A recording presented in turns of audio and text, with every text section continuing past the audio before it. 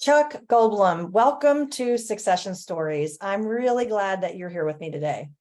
Thanks for having me. Let's talk about you and how you work with clients. And let's also talk about this big theme that we're going to dive into, which is life after the sale and our financial life after the sale. We're also going to talk about some tax strategies for how we can enjoy, for business owners to enjoy and think about strategies that are going to enable them to live the lifestyle they want. I know that's a big topic for you and with your clients. So let's dive in. First, tell me a little bit about you and your practice. Okay, so my name is Chuck Goldblum. I've got a registered investment advisory firm here in New York City, where we focus on maximizing the finances of business owners and business sellers.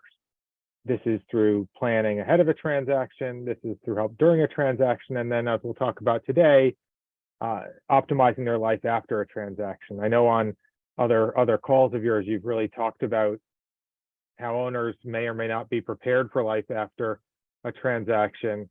And I think so much of that has to do with, I think as you talk about, a lack of knowledge, a lack of planning. And, they're not the first guys to go through this or gals to go through this. And if they just had this knowledge and had this preparation, that could be a really springboard to another great phase of life for them, as opposed to, I think you put it, some sort of depression that some people will face.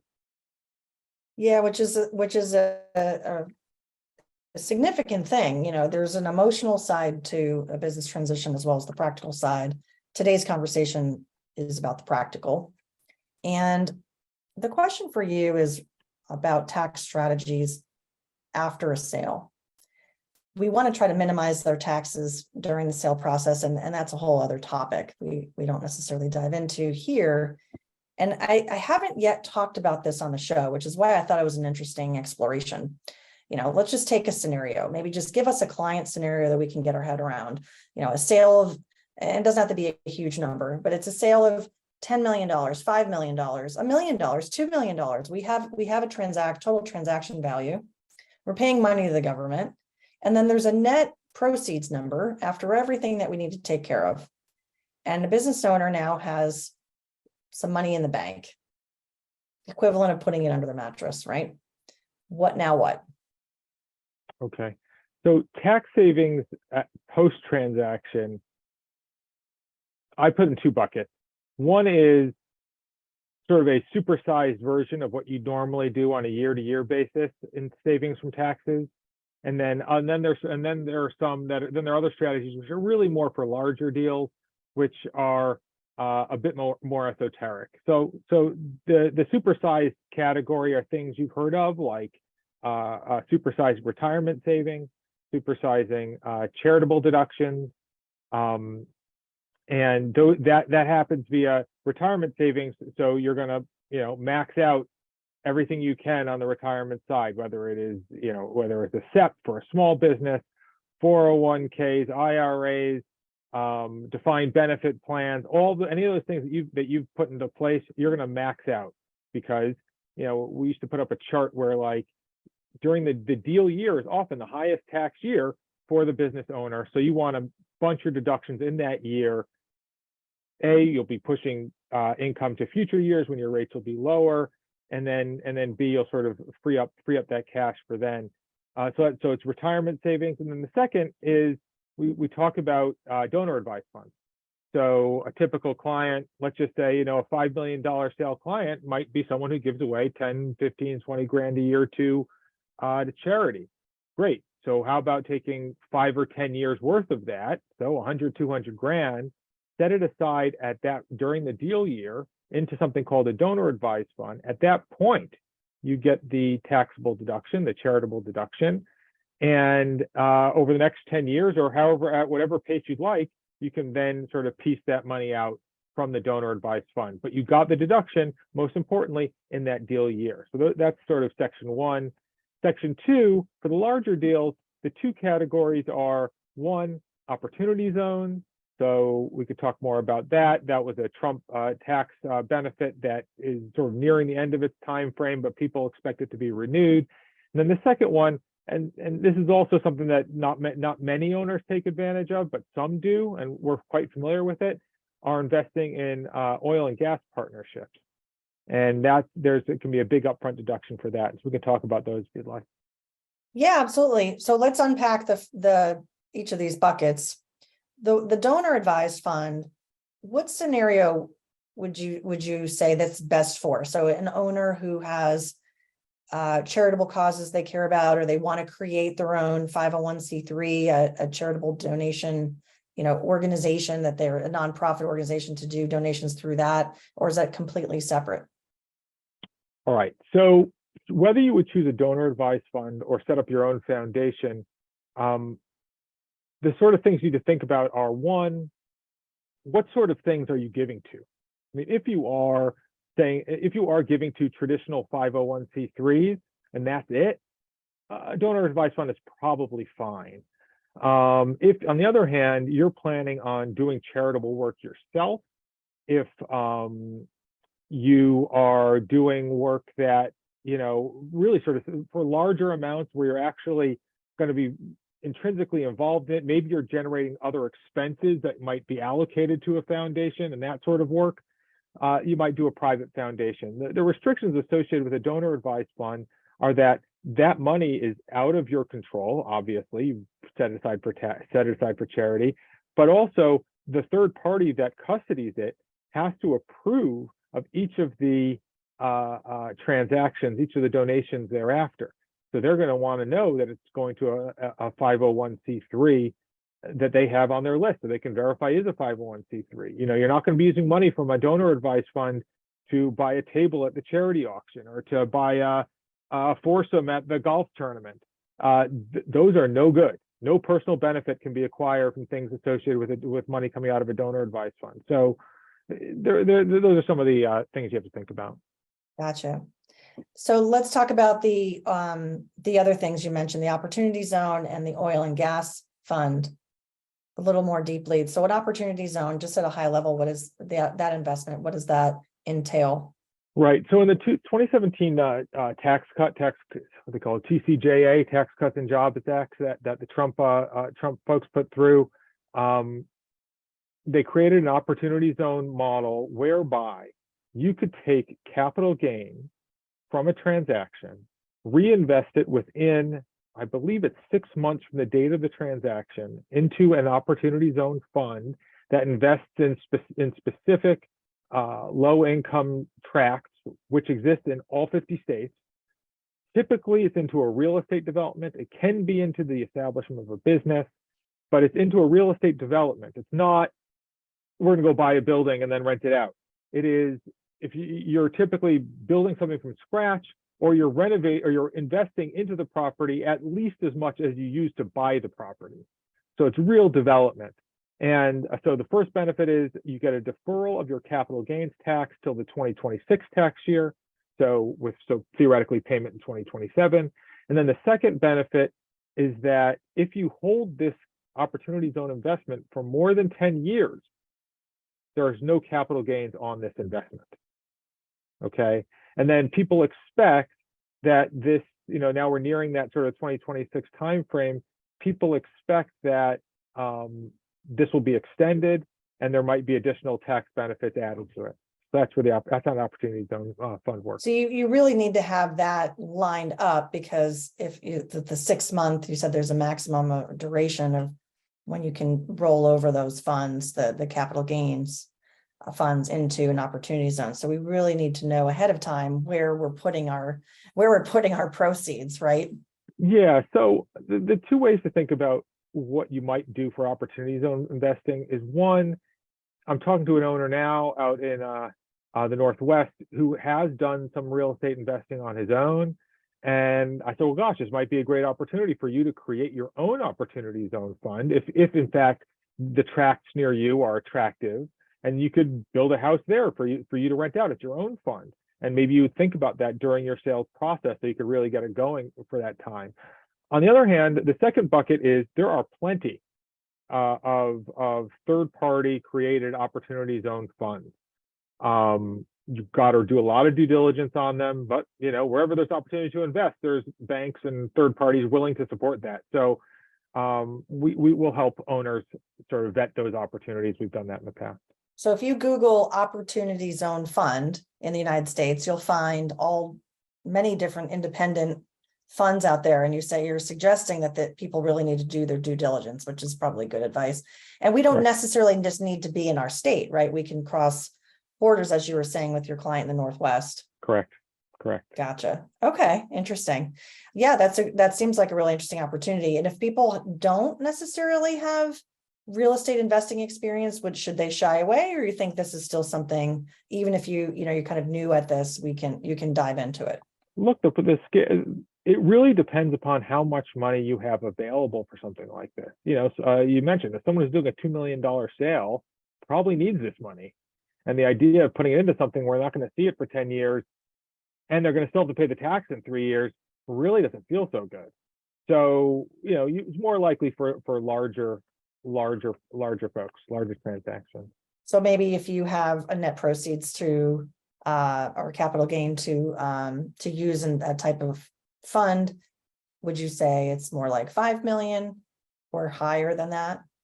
Look, the example of someone who's doing their own fund and it's something they're familiar with and they're doing it themselves, you might be able to do a somewhat of a higher percentage. I don't love the idea of doing more than look, what's a $5 million sale person going to put into an opportunity zone? What, 250? 500? You could, but you're not going to get that giant tax savings. So I'm typically seeing this with sort of deals 10 million and up. Gotcha. Okay.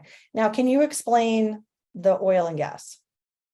Yeah, for sure. So like many industries, oil and gas has a upfront tax benefit that the government has given to it. And you get, I believe in the first year, you get a 60% depreciation of money you put to work.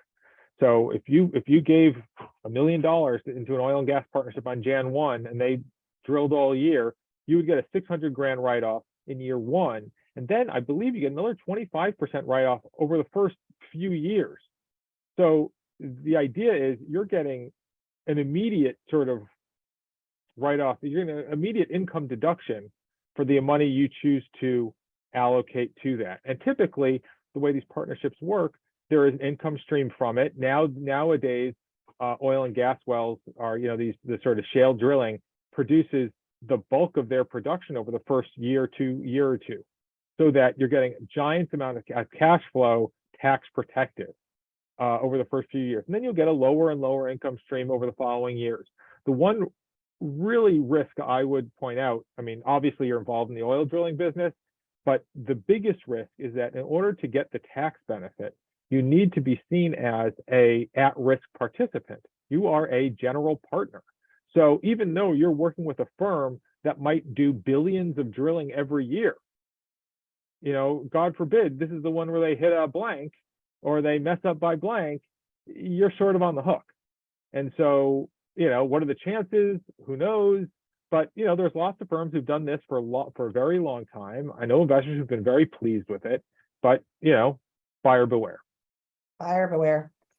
Yeah, absolutely. And that is, again, not restricted by what state you live in, just if you choose to be an investor. Correct. And we're talking about federal taxation here. Right. Now, for people to consider their life after the exit, there's certainly these strategies around, tax mitigation. And then there's the lifestyle and the fun things we want to do and continue to have access to funds. As you were saying earlier, we don't want to necessarily restrict ourselves if we do need that money. How do you counsel your clients when they're thinking about how much money do they need? Yeah, look, I think what is it? There's almost regardless of the size of the transaction, there is anxiety over after a sale over, am I going to outlive my money? I mean, we got a client earlier this year in the Northeast. He probably got $40+ million, not including the stock he received. And he's like, I got to plan this out because I don't want to run out of money. All right, let's do that. But that's because, like you say, there's a natural anxiety of, I used to be making X, and now after the deal, they've cut me down to a quarter of X. And I'm used to running through the wall to grow my income, and now that's not available to me anymore. and I'm 50 something or 60 something. So my, joie de vivre is not as much as it used to be. And yeah, I got this big check. So what's the plan? And so there is just, I'm sure you've heard this a million times. This isn't rocket science. If we just get the data together and look through it with them, you can really get a really good start on what the future is and a really good plan on what the future is. And it continues to surprise me, the unlock that happens when owners, sellers see this information for the first time, and they're like, "Oh, I can do that. The 50 million guy just bought a house in the Caribbean on a golf course. Oh, I can do that. Yes, you can do that." And so knowledge is power, right? Knowledge is power. You've worked with a lot of clients. You've seen a lot of situations where things go well and things don't go well. Mm-hmm. Can you share any anonymous client examples where something didn't quite go the way they planned? Yeah, sure. So oftentimes when things don't go wrong, it's predictable. In other words, you go through this planning process, and even the most disorganized person can come up with the information that they need to actually get a sense of what the future looks like. And when things go wrong, what typically happens is, okay, I got my check for $1 million or 2 or 3 or 5, and we look at the numbers and say, gosh, you're going to go broke in 15 years or 20 years or whatever it is. And they're like, yeah, it's okay, we'll work it out. I'll cut back when I need to. It doesn't take nearly as long as you might think before they're actually taking meaningful money out of their account. And even if their account is still quite big, and they say, well, gosh, my money is, I took out 150 grand last year, and the market was down, or whatever the case may be. All of a sudden, the anxiety just ratchets straight back up, and hard decisions need to be made. And that's typically what it is. Because like I said, I don't think the planning process is that complicated. I just think that some people, where it doesn't work out, people don't want to react to what they see. So if we're going to summarize it for people and summarize to 3 things, what recommendations do you have for business owners when it comes to the planning and taking control and avoiding these pitfalls? Look, first and foremost, finding the financial comfort you're looking for after a transaction, that you expect to get after a transaction, requires developing skills that you develop for your business and applying them towards your personal. So it is how you spend, how you pay taxes, how you really plan for each of those things that you were really good at in your day job, you now need to be much better at in your personal life. So I think that is, so it's knowledge, building knowledge, application, and then, what is it? Plan the work and work the plan. That's right. So I think that's, I don't know if I gave you 3 there, but that's really the key to it. Well, that could also count as your favorite quote, because we talked earlier and you said, well, I'm not really a quote guy. And I said, well, that's okay. And but now here we are. You've got one in your pocket. So is it the work your plan your plan, or is there a different one? I'll take that. That's fine. That should be your quote. That's a good one. That's a good one. There you go. Chuck, if people want to learn more and they want to get in touch with you, what's a good way to do that? So the business is Hurley Capital, hurleycapital.com. And we're on LinkedIn. We're on, I think we're on some YouTube stuff as well. But in any case, hurleycapital.com is the best place to find us. Wonderful. Chuck, thank you so much for joining me on Succession Stories today and spotlighting this topic. Awesome. Thanks, Laurie. Listeners, be sure to follow Succession Stories in your favorite podcast player and YouTube, and leave us a review. To learn more about maximizing the value of your business and planning for transition, sign up for our newsletter and book a complimentary call with me at thebusinesstransitionsherpa.com.